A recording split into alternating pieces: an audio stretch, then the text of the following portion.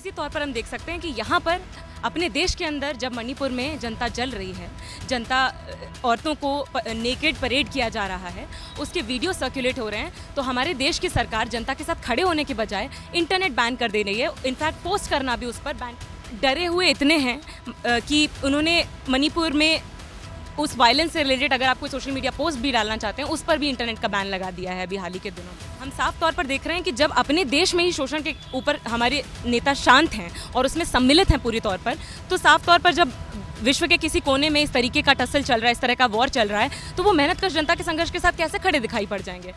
मोदी महापुरुष हैं और वो विश्व के नेता उभर रहे हैं, तो अगर विश्व के नेता के तौर पे आपको उभरना भी है तो दोनों देशों में पीस सबसे पहले जरूरी है। जब बीमारी आती है तो बीमारी तो हिंदू मुसलमान नहीं देखती, जब बेरोजगारी आती है तो हिंदू मुसलमान नहीं देखती, जब शिक्षा की बात आती है तो हिंदू मुसलमान नहीं होता।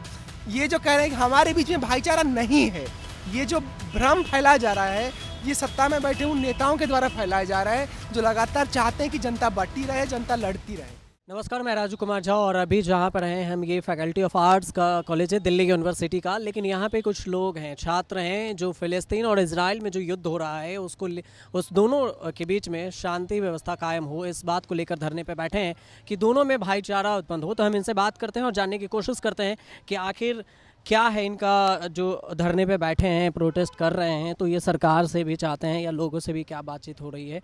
तो आप लोग क्यों यहाँ पे धरने पे बैठे हैं, पहले ये बताइए, नाम बताइए पहले। मेरा नाम मुदिता है। आज हम 24 घंटे की भूख हड़ताल पर बैठे हैं। पैलेस्टीन में जो लोगों के ऊपर बर्बर तरीके से हमला हो रहा है पिछले कई दिनों से, उसके खिलाफ और ये डिमांड उठाते हुए कि युद्ध विराम हो, सीज़ फायर किया जाए। इज़राइल जो लगातार हमले कर रहा है फ़िलिस्तीनी जनता पर, अभी हम देख चुके हैं कि 8700 से ऊपर लोग मारे जा चुके हैं, जिसमें से लगभग 4000 बच्चों की मौत हो चुकी है।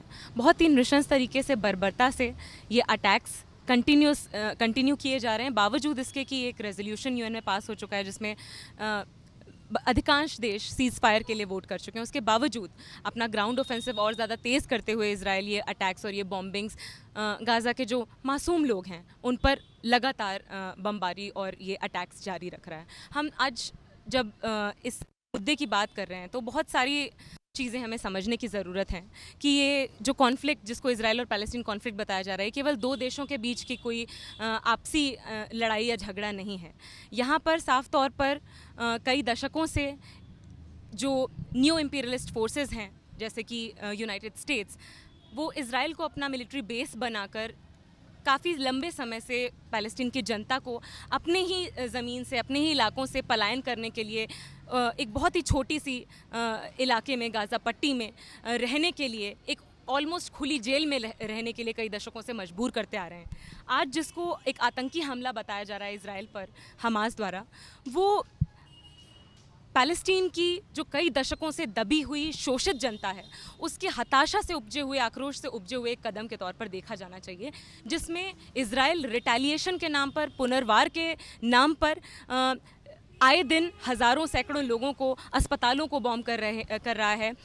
जहाँ पर रिफ्यूज सेंटर्स हैं वहाँ पर लगातार बॉम्बिंग की जा रही है। और ये सब कुछ जिसको attack on militancy, attack on terrorism का नाम दिया जा रहा है, एक स्मोक स्क्रीन तैयार की जा रही है, उसके पीछे केवल और केवल जो आज नव साम्राज्यवादी ताकतें हैं, जो हम साफ तौर पर कहें तो यूएस का जो मध्य पूर्वी देशों में जो ऑयल के रिसोर्सेज हैं उस पर उसकी जो कुल मिला के ये है कि अमेरिका इनडायरेक्टली साथ दे रहा है फ़िलिस्तीन को बर्बाद के लिए। आप ये कहना चाह रहे हैं इनडायरेक्टली बात ये है। लेकिन आपने एक बात बताई कि हमास को लेकर नहीं है, हमास को तो पूरी दुनिया कह रही है कि वो आतंकी संगठन है, इस पर आप क्या कहते हैं? यही कहना चाहूँगी कि हमास जैसी जो संगठन है, उनके अटैक्स के पीछे एक पूरा कंटेक्स्ट है जो टेररिस्ट कंटेक्स्ट नहीं कहलाया जा सकता। हमास टेररिस्ट ऑर्गेनाइजेशन नहीं है क्या? नहीं, हमास टेररिस्ट ऑर्गेनाइजेशन नहीं है, वो एक रेजिस्टेंस फोर्स है जो रेजिस्टेंस किसी भी देश जहाँ पे अपार्थाइड चल रहा है, अपार्थाइड जैसी एक पूरी व्यवस्था को स्ट्रांगली चलाया जा रहा है, जो जैसे हिंदुस्तान में भी जैसे हिंदुस्तानियों ने रेजिस्टेंस दिखाई थी ब्रिटिश इम्पीरियलिस्ट फोर्सेस को।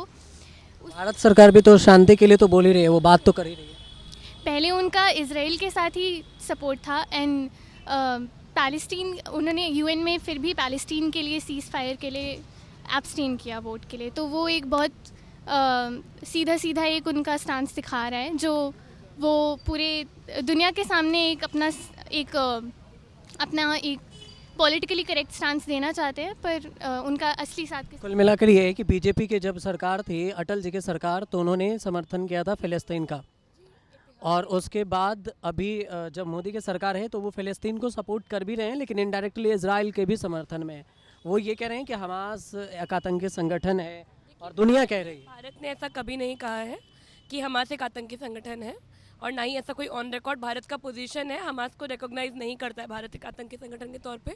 तो ऐसी ही बातें बोलने से कई बार ऐसा एक नैरेटिव पैदा होता है जिससे ज़्यादातर लोगों को लगने लगता है ऐसा। तो पहली बात, हमें भी ऐसी बातें बोलने से अपने आप को रोकना चाहिए, क्योंकि इससे एक फॉल्स नैरेटिव बनता है। आप हमास की तरफ हैं या फिर इजराइल फ़िलिस्तीन शांति? क्या देखिए, हमास फ़िलिस्तीन नहीं है। हमास फ़िलिस्तीन के लोगों में से कुछ लोगों का बनाया गया एक ग्रुप है, और उन लोगों का जो अटैक था वो एक डेस्परेट मूव था, और उसको एक जो इजराइल अब उसके जवाब में कर रहा है उसको एक रिटेलिएशन में करा गया अटैक, या उसको जवाब में करा गया अटैक नहीं कह सकते, क्योंकि ऐतिहासिक तौर से अगर आप देखेंगे तो बहुत पहले से इजराइल फ़िलिस्तीन के लोगों पर हमला करता आ रहा है। इससे बहुत पहले से हमास के लोग, उसके साथ जो फ़िलिस्तीन की ज़्यादा जनता है, वो सभी लोग अपनी छोटी छोटी ज़रूरतों के लिए इजराइल पे निर्भर थे। वो अपने पानी तक के लिए इजराइल पे निर्भर थे। आप उन्हें खतरा बना के कैसे दिखा सकते हैं? क्या इतना छोटा क्षेत्र वो खतरा हो सकता है एक ऐसे देश के लिए जिसको देश दुनिया की सबसे बड़ी साम्राज्यवादी ताकतों का समर्थन प्राप्त है, जिसमें अमेरिका एक बड़ा नाम है? तो हम ये सवाल उठा रहे हैं कि ये जो नैरेटिव बनाया जा रहा है मीडिया के तौर पे, और ज़्यादातर मीडिया ने जिस तरीके से इसको हमास के जवाब में किया जा रहा है, हमला दिखाया जा रहा है, हम सवाल कर रहे हैं कि क्या छोटे छोटे बच्चे, अस्पताल में जाने वाले लोग, स्कूलों में पढ़ने वाले बच्चे, क्या वो हमास से? नहीं, हिंदुस्तान कोई भी हिंसा के सपोर्ट में नहीं रहता, भारत कभी भी सपोर्ट नहीं किया, लेकिन बात ये हो रही है कि आप फ़िलिस्तीन और इजराइल के बीच में शांति के लिए आप धरना पे बैठे हैं।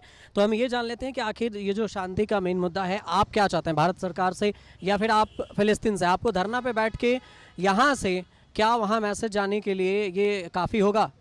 यहाँ से हम मैसेज कैसे भेजें, कैसे कन्वे करें कि भारत सरकार इस बीच में शांति के लिए तैयार हो, या क्या? मूल तो ये है कि हम शांति चाहते हैं सबसे पहला। दूसरा, इस भूख हड़ताल के माध्यम से हम ये बताना चाहते हैं कि फ़िलिस्तीनियों के साथ जो हो रहा है उसका एक तो हम विरोध करते हैं, दूसरा वहाँ के लोगों का जो संघर्ष है इजरायली सरकार के ख़िलाफ़, उस संघर्ष का हम उनकी सॉलिडारिटी व्यक्त करते हैं इस भूख हड़ताल के माध्यम से कि वो अकेले नहीं हैं। यहाँ से तो बैठे बैठे हम यही कर सकते हैं। इसके साथ ही जो आप पूछ रहे हैं कि इसमें भारत का क्या स्टैंड होना चाहिए, भारत ने तो अभी तक स्टैंड इस पर क्लियर नहीं किया है। अभी यूएन में रिजोल्यूशन पास हुआ है इजराइल के अगेंस्ट में कि सीज़ फायर होना चाहिए कि नहीं होना चाहिए, तो उसमें भारत ने अपना मत नहीं दिया। तो यहाँ से जाहिर सी बात है, हम मांग तो यही करेंगे कि सीज़ फायर के पक्ष में भारत का वोट हो, परंतु अब नहीं दिया गया है, तो इस पर क्या ही कहा जा सकता है। जो ये कह रहे हैं, जो ये फॉल्स नैरेटिव कई भी का चल रहा है कि उनको महिलाओं को नग्न घुमाया गया या इस टाइप का चल रहा है, ये बहुत बार डिसइंफॉर्मेशन कैंपेन जो इजराइल कर रहा है, क्योंकि इजराइल का ज़ायनिस्ट स्टेट है, ये हमें क्लियर कट में इंडियन गवर्नमेंट जो भी कह रहा है वो कहता रहे, लेकिन इजरायली जो स्टेट है वो ज़ायनिस्ट स्टेट है, क्योंकि वहाँ पे वो लोग ये मान के चलते हैं कि दिस लैंड, ये जो ज़मीन है वो खाली यहूदियों के लिए होना चाहिए। वहाँ के सभी लोग नहीं मानते हैं, मगर ये जो सरकार जो चला रहे हैं वो ये मान के चलते हैं। जो लिकुद पार्टी है, जिसका बेंजामिन नेतन्याहू जो हैं, जिसके पार्टी से जो प्रधानमंत्री हैं, उनका ये कहना है। हिस्टोरिकली इजराइल का ये पोजीशन नहीं कई बार रहा भी है, मगर अभी जो सत्ता में है वो बहुत ही ज़ेलॉट टाइप के लोग, बहुत ही मतलब राइट विंग टाइप के लोग जो हैं, वो बिल्कुल ही ये कह रहे हैं कि हम फ़िलिस्तीनियों को यहाँ से नहीं रहने देंगे। और ये दिक्कत है, और इसी टाइप के जो सिचुएशन है उसने हमास का ये रिएक्शन को पैदा किया है। हमास ने जो रिएक्शन है, ये सब जगह ये कह रहे हैं कि हाँ, ये कंडेम कर रहे हैं।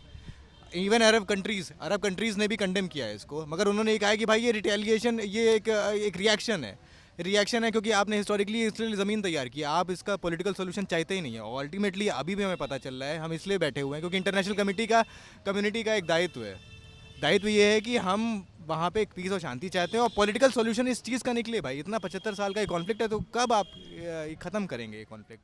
भारत की तरफ से यही उम्मीद की जा सकती है कि यहाँ के जो नेता हैं कम से कम वो उस तरह के अनर्गल भाषण ना दे, जैसे कि यूपी के मुख्यमंत्री ने कहा कि वो तालिबान को ख़त्म करने का काम कर रहे हैं। तो इस तरह की चीज़ों से आप वहाँ के लोगों को के ऊपर जो दमन हो रहा है उसको छिपा देना चाहते हैं।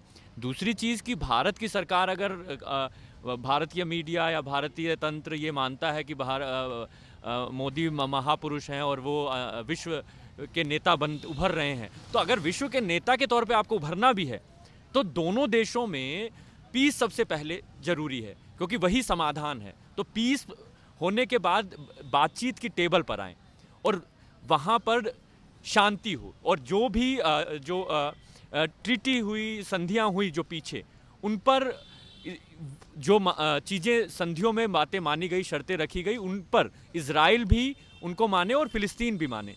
अभी यह हो क्या रहा है कि इजराइल लगातार जितनी भी संधियाँ हुई हैं उनको बाईपास करते हुए उन्होंने गाज़ा में और वेस्ट बैंक में फ़िलिस्तीनियों को समेट दिया है। तो सारा जो उल्लंघन करता आया है इजराइल, और उसी के कारण से ये रिएक्शन है। और अब रिएक्शन को आप उस तरह से प्रोजेक्ट कर रहे हैं कि इन्होंने हम पर अटैक किया है, इसलिए अब हम पूरा जो गाज़ा है वो हमास है। वहाँ के नेतन्याहू ऐसा कह रहे हैं कि हमास है। क्या वो छोटा बच्चा 3 साल का जो मारा गया वो हमास है? क्या वहाँ पे जो वृद्ध महिला है जो अस्पताल में मौत से लड़ रही है वो हमास है? तो आप कुछ लोगों के नाम पर अपने को बचाना चाह रहे हैं, क्योंकि इस अटैक को दिखाकर नेतन्याहू अपने को मजबूत शासक बनाए रखना चाह रहे हैं। वो दिखाना चाह रहे हैं कि मैं मजबूत शासक हूं, और वहाँ की जो दिक्कतें हैं इजराइल की, खासकर चाहे वहाँ बेरोजगारी की हो, चाहे वहाँ की और समस्याएं, जैसे कि इन पे करप्शन के चार्जेस लगे नेतन्याहू पर, तो उनको वो ढक देना चाह रहे हैं फिलिस्तीन पर अटैक करके, गाज़ा पर अटैक करके। अच्छा, ये बात है, आप लोग भी आगे आ जाएं कि मेन चीज़ है, एक स्टेटमेंट आया अभी रिसेंटली स्टेटमेंट है, कल योगी आदित्यनाथ एक दिन पहले गए थे राजस्थान, वहाँ पे बोले कि अगर कांग्रेस सत्ता में आती है, मैं इसलिए बोल रहा हूँ कि वहाँ उन्होंने तालिबान का जिक्र किया, उन्होंने बोला अगर कांग्रेस सत्ता में आती है तो तालिबानी मानसिकता उत्पन्न होगी। पता है आपको, ये स्टेटमेंट सुना आपने? स्टेटमेंट आया है तो इसका मतलब ये है कि वो इसीलिए कांग्रेस को वो विपक्ष मानती है, और वो चाहती है कि हमारे विपक्ष में है वो सब जो है इस सत्ता में ना आए, और वो अभी भी दावा करती है कि 2024 के हम 2040-47 तक हम लोग बीजेपी रहेंगे। तो अब इसको अगर आप देखिए, दो देश के आपसी मतभेद को जो पीसफुली, शांतिपूर्वक ख़त्म किया जा सकता है, जो आपसी मतभेद है उसको एकदम वॉर के तौर पे तो ये कर ही रहे हैं, यहाँ का मेन स्ट्रीम मीडिया हो या सरकार हो, और इसके अलावा उसको हिंदू मुस्लिम भी बना रहे हैं। और अभी तो 2024 में ये चुनाव आएगा, उसको एकदम एंगल दे रखा है कि वो मुस्लिम देश है, और मुस्लिम देश के जो आतंकवादी हैं उन्होंने इजराइल पे हमला किया। इसी तरीके से वो तालिबान से कंपेयर भी कर रहे हैं कि तालिबान एक क्या कहते हैं आतंकवादी संगठन है, और जो हमास है वो भी आतंकवादी संगठन है। तालिबान से हमें खतरा है, इजराइल को हमास से खतरा है। तो उस तरीके से कंपेयर करके ये चाहते हैं कि अगर कांग्रेस आ रही है, जो उनका ये कहना है कांग्रेस आ रही है तो तालिबानी समर्थन है। तो बेसिकली वो ये कह रही है कि जितने भी मुस्लिम देश हैं, जैसे हमास हो गए, ये अरब कंट्री के कुछ लोग जो अपने दमन के खिलाफ बोल रहे हैं, वो सभी तालिबानी हैं, वो सभी आतंकवादी हैं, और अगर कोई सरकार इधर से हमारे अलावा आती है वो सब उनका समर्थन करें। देखिए, अगर भाईचारे की बात हो रही है इजराइल और फिलिस्तीन में, तो इसको लेकर एक और सवाल उठता है कि क्या भारत में भाईचारे हैं क्या? हाँ, भारत में भाईचारा है क्या? हाँ, भाईचारा बिल्कुल है। वो तो फिर तो कहते हैं हम हिंदू राष्ट्र, मुस्लिम राष्ट्र ऐसे मतलब करेंगे। हिंदू मुस्लिम राष्ट्र की भी बात करते, बोलते नहीं मुस्लिम ठीक नहीं काम है तो हिंदू ठीक नहीं है, ऐसा होता है? हिंदू मुस्लिम सालों से साथ में रह रहे हैं। हाँ, तो आज क्या आपको लगता है कि हम लोग साथ में नहीं रह सकते? हम जब मुद्दों के लिए बात करते हैं, क्योंकि जो आम मुद्दे बहुत सारे हैं, क्या हमारे बीच में क्या भाईचारा है? क्योंकि जब बीमारी आती है तब बीमारी तो हिंदू मुसलमान नहीं देखती, जब बेरोजगारी आती है तो हिंदू मुसलमान नहीं देखती, जब शिक्षा की बात आती है तो हिंदू मुसलमान नहीं होता। ये जो कह रहे हैं कि हमारे बीच में भाईचारा नहीं है, ये जो भ्रम फैलाया जा रहा है, ये सत्ता में बैठे उन नेताओं के द्वारा फैलाया जा रहा है जो लगातार चाहते हैं कि जनता बंटी रहे, जनता लड़ती रहे। तो सीधी सीधी बात है कि जब जनता लड़ने और बांटने के बारे में बात हो रही है, तो आपका सवाल अपने आप में गलत है, क्योंकि आपको ये पूछना चाहिए भाईचारा हम कैसे बढ़ाएंगे, आप क्यों माने? भाईचारा हम बढ़ाएंगे नहीं, हम तो भाईचारे में ही हैं। हम बढ़ाने की बात और घटाने की बात नहीं कर रहे हैं। मैं कह रहा हूँ